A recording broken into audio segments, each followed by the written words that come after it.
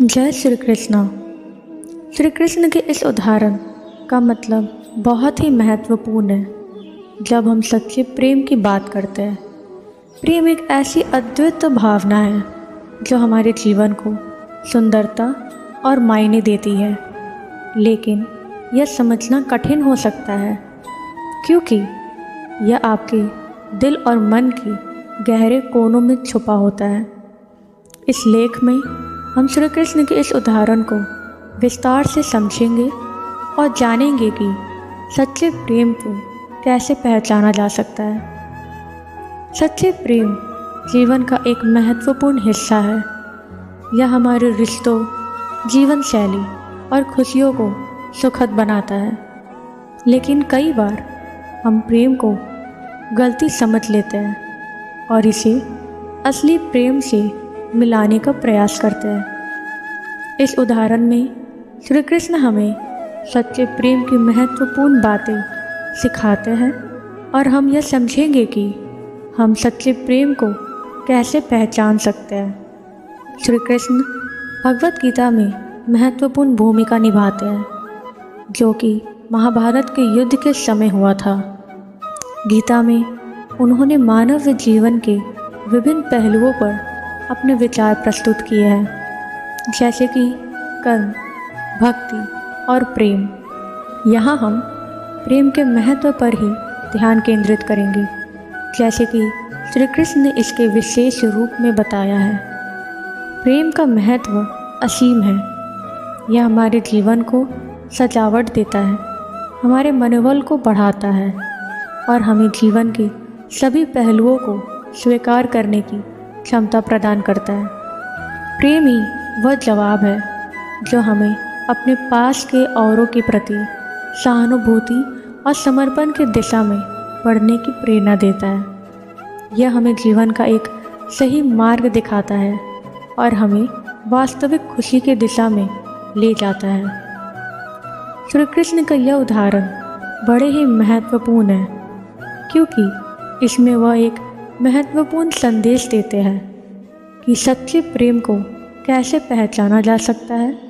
उनके इस उदाहरण का सारांश यह है कि सच्चा प्रेम हमारे कर्मों और भावनाओं के माध्यम से पहचाना जा सकता है और यह हमारे अंदर के सच्चे भावनाओं का परिचय कराता है। सच्चे प्रेम की कुछ विशेषताएं होती है। सच्चा प्रेम निस्वार्थ होता है, यानी वह किसी भी खास चाहत या प्रत्येक के स्वार्थ के बिना होता है। यह उस भावना को प्रकट करता है कि आप किसी को सिर्फ उनके लिए पसंद करते हैं, बिना किसी आकर्षण या लाभ के। सच्चा प्रेम समर्पण का भाव रखता है, यानी वह आपके जीवन के सभी पहलुओं में दृढ़ विश्वास और समर्पण दिखाता है, चाहे वो साझा जीवन हो या साझा काम। सच्चे प्रेम में आदर्श और समर्पण का महत्वपूर्ण स्थान होता है, यानी आप उस व्यक्ति की इच्छाओं और भावनाओं का सम्मान करते हैं और आपका प्रेम और समर्पण व्यक्ति के साथ होने का प्रमाण होता है। सच्चे प्रेम में विश्वास और सहयोग की भावना होती है, यानी आप उस व्यक्ति के साथ खड़े रहते हैं और उनका साथ देते हैं, चाहे वो खुश हो या कठिनाइयों का सामना कर रहे हो। सच्चा प्रेम आत्मसमर्पण का ही परिणाम होता है, यानी आप खुद को उस प्रेम में समर्पित कर देते हैं और आपके अंदर का सच्चा स्वरूप प्रकट होता है। श्री कृष्ण के उदाहरण में प्रेम को कर्म से जोड़ने का महत्वपूर्ण संदेश है। कर्म हमारे जीवन का महत्वपूर्ण हिस्सा है और यह हमारे भावनाओं को प्रकट करता है। कर्म ही वह माध्यम है जिसके माध्यम से हम दूसरों के प्रति अपने प्रेम को प्रकट कर सकते हैं। कर्म हमारे प्रेम का माध्यम होते हैं। हम जो कुछ करते हैं वह हमारी भावनाओं का प्रकटीकरण करता है।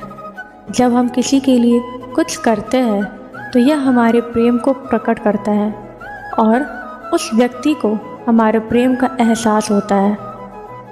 कर्म से हम उस व्यक्ति के प्रति अपना समर्पण और विश्वास दिखा सकता है। हमारे कर्म व्यक्त करते हैं कि हम उस व्यक्ति के साथ खड़े हैं और हम उनके साथ हैं, चाहे वो खुश हो या परेशान। यह समर्पण और विश्वास की भावना को प्रकट करता है और प्रेम को मजबूती से बढ़ाता है। कर्म के माध्यम से हम अपने प्रेम को सर्वथा के बिना प्रकट कर सकते हैं, यानी हम किसी के लिए कुछ करते हैं बिना किसी आकर्षण या लाभ के, जो सच्चे प्रेम की विशेष विशेषता होती है। सच्चे प्रेम की पहचान के लिए सबसे पहला कदम है कि आप अपनी भावनाओं को समझें, आपके अंदर के भावनाओं को पहचानें और जानें कि आप किसे प्रेम करते हैं और क्यों करते हैं। अपने कर्मों की जांच करें और देखें कि आप किसी के लिए कितना समर्पण दिखा रहे हैं। आपके कर्म आपके प्रेम का प्रमाण हो सकते हैं। सच्चे प्रेम को पहचानने के लिए निस्वार्थता का अभ्यास करें। अपने कर्मों में निस्वार्थता दिखाने का प्रयास करें और देखें कि आप किसी के लिए कुछ करते हैं बिना किसी अपेक्षा के। अपने प्रेम के साथ विश्वास और समर्पण दिखाएं। दूसरे व्यक्ति के साथ आपका समर्पण और विश्वास सच्चे प्रेम की पहचान का माध्यम हो सकते हैं। आपको आदर्श और समर्पण के महत्व को समझना होगा।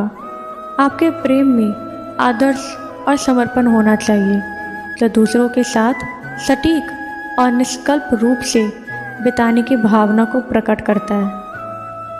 आत्मसमर्पण का अभ्यास करें, जिससे आप अपने प्रेम को उस व्यक्ति के साथ समर्पित कर सकें। आत्मसमर्पण सच्चे प्रेम की गहराइयों में पहुंचने में मदद करता है। अपने आचरण और विचारों की गुणवत्ता में सुधार करने का प्रयास करें। सच्चे प्रेम में आपके आचरण और विचार भी महत्वपूर्ण होते हैं, क्योंकि यह आपके प्रेम की विशेषता को प्रकट करते हैं।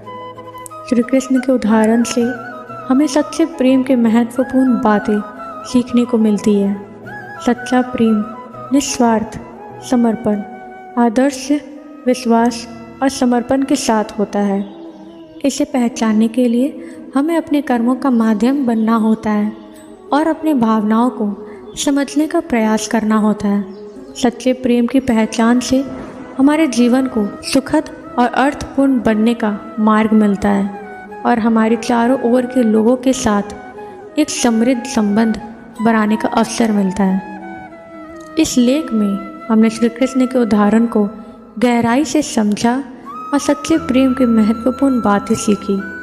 सच्चा प्रेम निस्वार्थ, समर्पण, आदर्श, विश्वास और समर्पण के साथ होता है और इसके माध्यम से हम दूसरों के साथ गहरा और साथी रिश्तों को बना सकते हैं।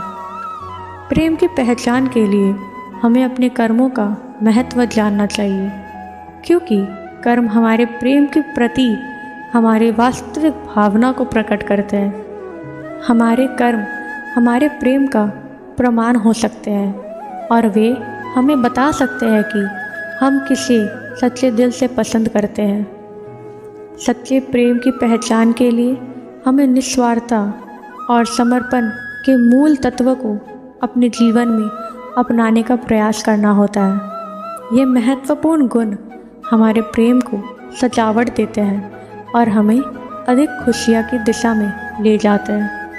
सच्चे प्रेम की पहचान का मतलब है कि हम अपने दिल के सबसे गहरे भावनाओं को समझते हैं और उन्हें अपने कर्मों के माध्यम से प्रकट करते हैं। यह हमारे जीवन को सुंदर बनाता है और हमें सजावट और अर्थपूर्णता का एहसास कराता है। सच्चे प्रेम की पहचान हमें अपने खुद के साथ और दूसरों के साथ सजावट और आदर्श भावनाओं की दिशा में ले जाती है, जिससे हमारे जीवन को सुखद और अर्थपूर्ण बनाने में मदद मिलती है।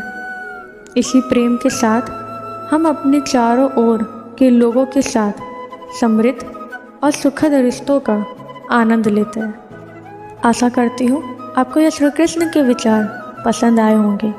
आपसे मिलती हूँ फिर अगले वीडियो में। तब तक अपना ख्याल रखिए। जय श्री कृष्ण।